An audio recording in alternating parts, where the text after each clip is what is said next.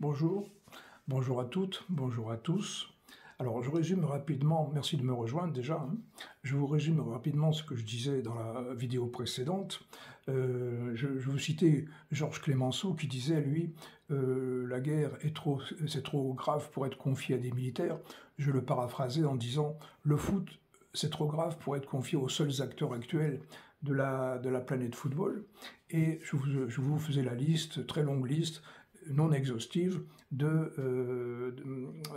acteurs donc, de la planète football. Et je vous disais que beaucoup d'entre eux, alors la planète football, vous et moi, on est dedans, hein, mais on n'est pas tous dans le déni de réalité, et c'est le cas pour beaucoup d'entre eux. On va développer ça petit à petit. Alors je citais aussi les Chevaliers du Fiel qui disent, un des deux, qui dit je me demande si on boit parce qu'on est con, ou si on est con parce qu'on boit. Et je développais un petit peu cette histoire-là en guise de clin d'œil. Et alors, maintenant, on attaque le 4e chapitre. Alors, comme il est un peu plus long que les précédents, on va le faire en 2 fois. Toujours avec le petit chat dans la gorge. Excusez-moi. Alors, si l'on veut changer le foot, et qu'on ne puisse faire confiance à tous ces gens de la première liste, donc, présentés plus haut, celle de la planète football, alors, à qui pourrait-on le confier?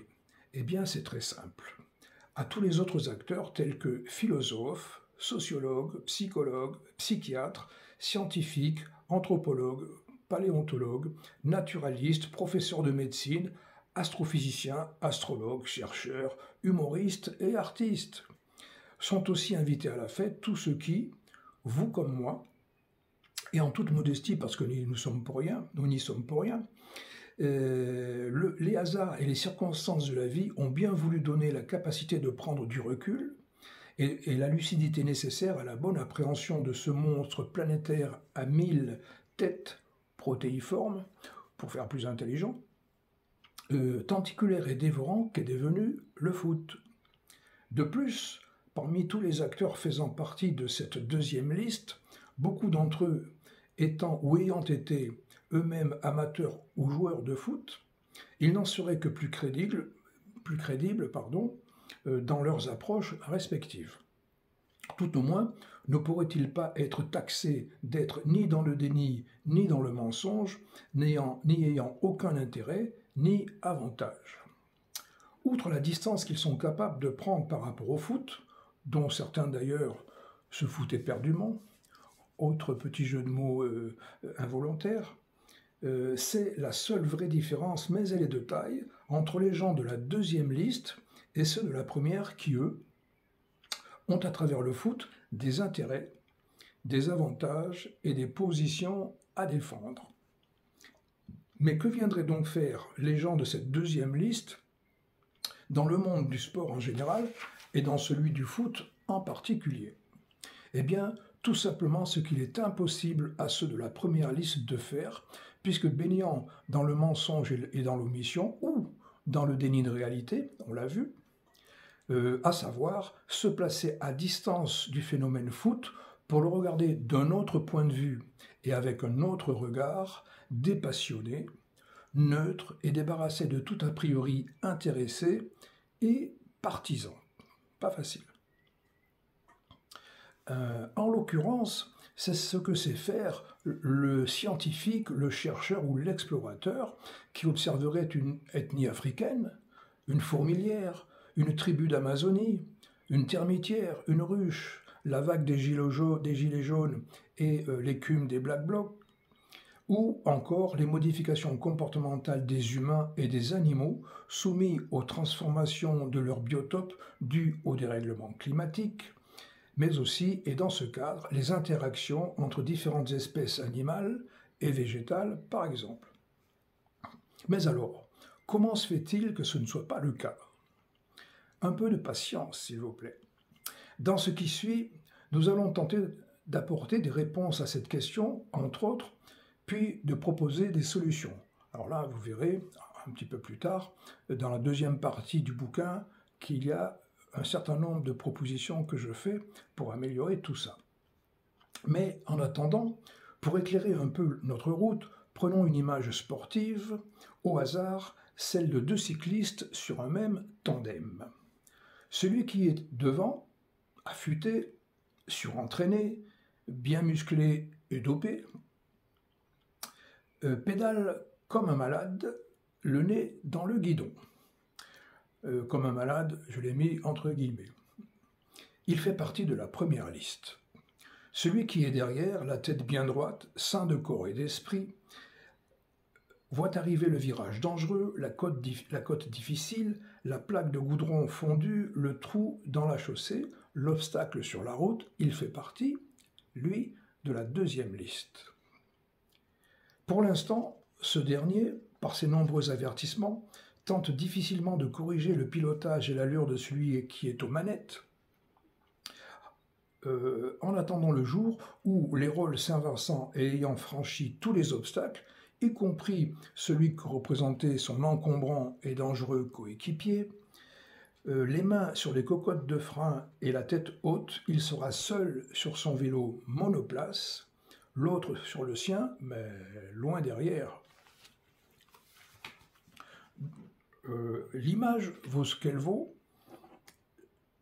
j'en ai bien conscience, et j'ai bien conscience que les choses ne sont pas aussi simples et si tranchées que ça dans la vraie vie.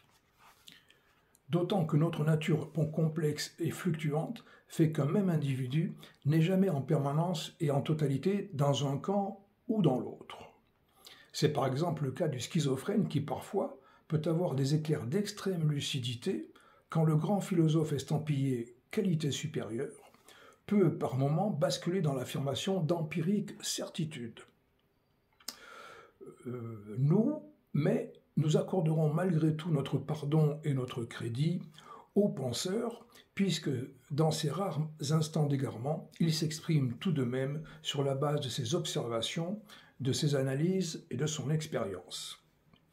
Comme le disait Bertrand Russell, mathématicien et philosophe anglais, mélange non explosif mais difficile à manipuler, l'ennui dans ce monde, c'est que les idiots sont sûrs d'eux et les gens sensés pleins de doutes. Par l'allégorie des deux cyclistes sur un même tandem, nous venons d'en faire une illustration, où l'on voit bien où se trouve l'idiot, et donc où se trouve le sensé. Dans le sujet qui nous occupe aujourd'hui, le foot, qui sont les idiots et qui sont les gens sensés? That is the question. Il est anglais le mec, hein. Je vois bien que vous devinez ma réponse, mais je vais tout de même la préciser. Quand l'auteur de cette pensée écrit « Les idiots sont sûrs d'eux », cela pourrait signifier qu'ils auraient des convictions, voire des certitudes, la pire de toutes les postures, basées sur une théorie étayée ou un raisonnement bien construit.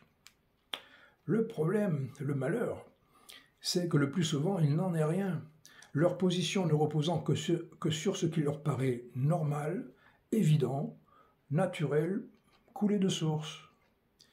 Pour eux, la question ne se pose même pas.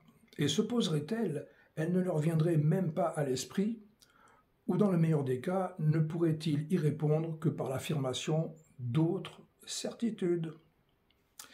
À l'inverse, quand il écrit « Les gens sensés sont pleins de doutes », cela ne signifie pas qu'ils n'auraient pas réfléchi longuement à tous les aspects du problème posé, mais au contraire, que leurs observations et leurs expériences les amènent à douter, tellement les tenants et les aboutissants d'un problème, contrairement aux mathématiques, sont des variables qui ne peuvent être mises en équation. Et le matheux, c'est de quoi il parle. Je rappelle qu'il est mathématicien et philosophe, le mec. Et c'est heureux, car ce serait trop facile et pour tout dire bien trop dangereux pour les autres comme pour eux-mêmes. Il y en a qui ont essayé, ils ont eu des problèmes. Chevalier et Las Palais, humoristes qui s'annulent politiquement parlant, mais on ne va pas parler d'eux, on va continuer à parler du foot. Donc ce sera tout pour aujourd'hui, c'est à peu près la moitié du chapitre 4. Donc la vidéo numéro 7, celle qui suit, sera consacrée à la fin du chapitre 4. Et puis d'ici là, écoutez, comme d'habitude, je vous laisse tranquille. cogiter un petit peu tout ce que je viens de lire, et puis j'espère que tout ira bien pour vous. Merci encore une fois de m'avoir écouté jusque-là. On se retrouve la prochaine fois, d'ici quelques petites journées, et à très bientôt. Ciao, merci.